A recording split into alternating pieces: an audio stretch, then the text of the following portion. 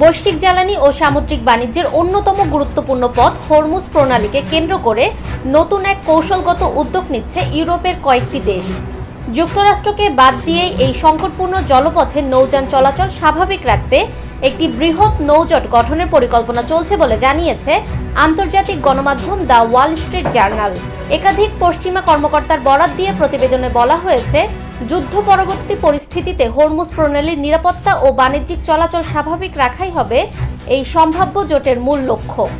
বিশ্বের মোট তেল বাণিজ্যের একটি বড় অংশ এই প্রণালী দিয়ে পরিচালিত হয়, ফলে এর নিরাপত্তা বৈশ্বিক অর্থনীতির জন্য অত্যন্ত গুরুত্বপূর্ণ।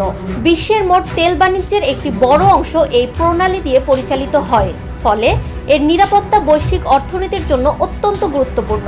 বিশেষজ্ঞদের মতে, হরমুজ প্রণালী বন্ধ বা অস্থিতিশীল হলে বিশ্ববাজারে তেলের সরবরাহে বড় ধরনের সংকট তৈরি হতে পারে, যার প্রভাব পড়বে জ্বালানির দাম থেকে শুরু করে বৈশ্বিক অর্থনীতির প্রতিটি খাতে। এদিকে সংকট মোকাবেলায় বসে নেই উপসাগরীয় দেশগুলো।